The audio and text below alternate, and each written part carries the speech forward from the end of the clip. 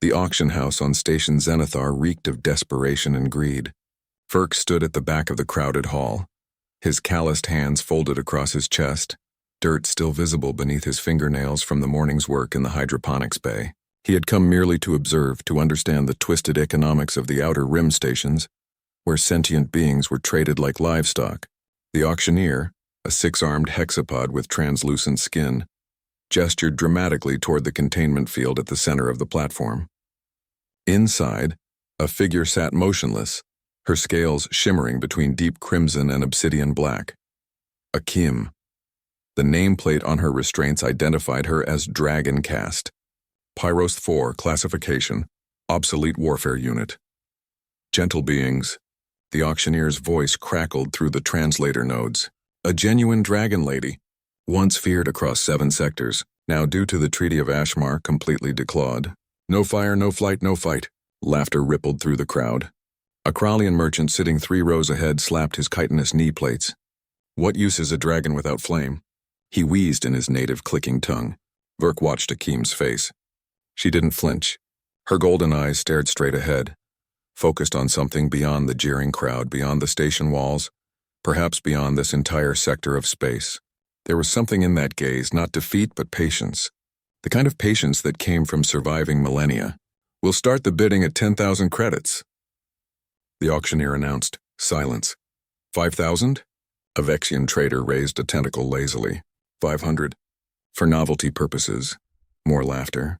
The auctioneer's skin flushed purple with embarrassment. Surely, gentle beings, this is a dragon caste warrior. Genetic superiority. Lifespan of 6,000 years. Surely worth 200 credits, interrupted a Sarathi collector, his mechanical voice box devoid of emotion. I need something to guard my warehouse. Even declawed, she's intimidating to look at. The auctioneer's shoulders sagged. 200 credits. Going once? Verk felt something twist in his chest. He had seen this before.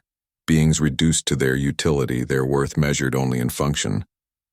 He thought of the ancient earth oak he'd managed to cultivate in Bay 7, how everyone had told him it was worthless, that it produced no food, no medicine, no commercial value. They hadn't understood that some things had worth beyond transaction. 200 credits going twice a year. Verk's hand rose before his mind caught up with his body. 300 credits. Every head in the auction house turned. The human gardener, covered in soil, smelling of fertilizer and growing things, had spoken. The Vexian trader's tentacles quivered with amusement. The plant tender wants a dragon? What will you do, human? Have her water your tomatoes? The laughter was louder this time, cruel and mocking.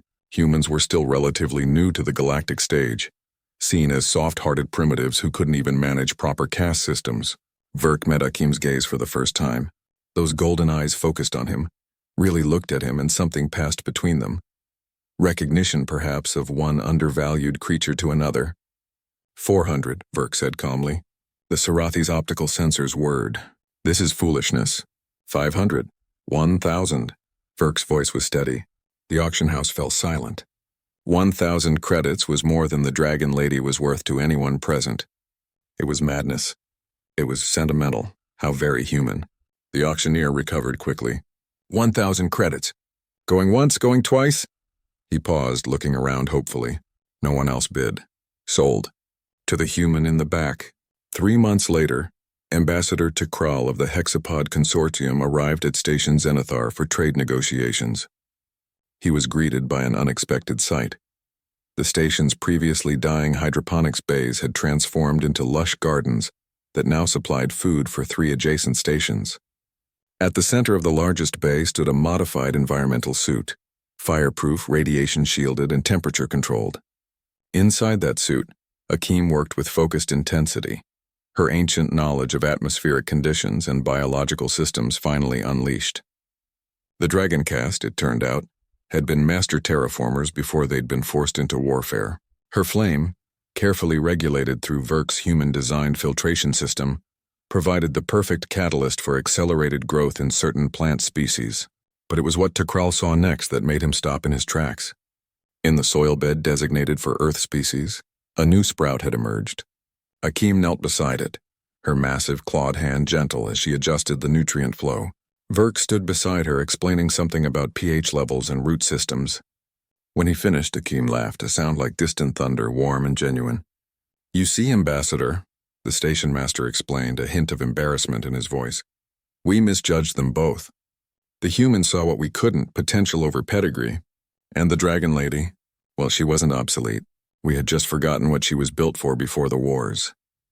Takral watched as Verk handed Akeem a seedling, and she accepted it with the reverence of someone handling a treasure.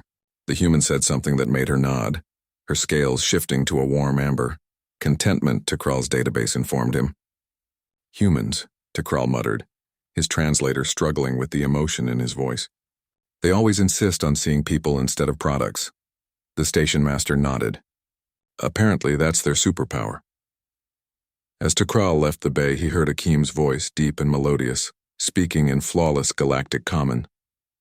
"Verk, your instinct was correct. The dendrobium will thrive in Section 7. You have a gift for understanding what things need to flourish." The human's response was too quiet for Takral to hear, but Akeem's laughter rang out again, and the ambassador realized something profound. Sometimes the most valuable bid wasn't the highest, it was the one made with vision. Behind them, in the rich soil they'd created together, a garden bloomed where once there had been only sterile metal and the cold equations of commerce. And in that garden, two underestimated beings had found exactly what they needed. Someone who saw their worth when everyone else saw only price tags.